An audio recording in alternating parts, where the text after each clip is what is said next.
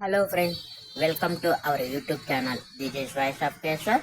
ఎవరైనా మొదటిసారి నా ఛానల్ చూస్తుంటే తప్పకుండా మా ఛానల్ని సబ్స్క్రైబ్ చేయండి. ఇప్పుడే చేసేయండి. ఇంకా టాపిక్లోకి వెళ్దాం. ఒక చిన్న గ్రామంలో ప్రియ అనే ఒక చిన్న అమ్మాయి ఉండేది.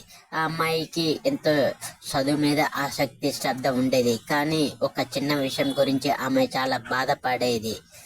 పాఠశాల ప్రదర్శన కార్యక్రమంలో ఆమె చదువుకునే అమ్మాయి, కానీ బహిరంగ ప్రదర్శనలు లేదా స్కూల్లో ఏదైనా మాట్లాడాలంటే ఆ అమ్మాయి చాలా భయపడేది.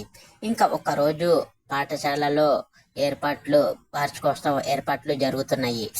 టీచర్స్ అందరికీ ఒక ప్రదర్శన ఇవ్వాలని చెప్పారు.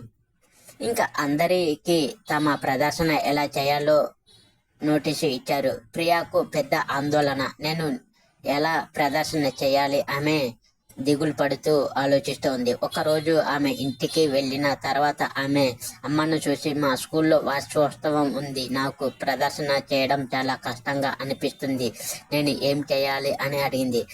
అప్పుడు వాళ్ళ అమ్మ నవ్వుతూ, ప్రియా, నీలో చాలా సామర్థ్యం ఉంది, నువ్వు భయపడకూడదు, మీరు గొప్ప పనులను చేస్తూ ప్రదర్శన ఇవ్వడం ద్వారా మనం సహనంతో నేరుగా ముందుకు వెళ్ళవచ్చని చెప్పింది. ఈ మాటలు ప్రియాకు బలమైన ధైర్యాన్ని ఇచ్చాయి. ఆమె తన భయాన్ని కంట్రోల్ చేసుకొని ఇంకా స్కూల్లో జరిగే ప్రదర్శనకు సిద్ధమైంది. స్కూల్లో ఆమె అందరి విద్యార్థుల ముందు నిటారుగా నిల్చొని ఆత్మవిశ్వాసంతో మాట్లాడటం మొదలుపెట్టింది. కొన్ని గంటల తర్వాత ప్రియా ప్రదర్శన విజయవంతంగా పూర్తి చేసింది.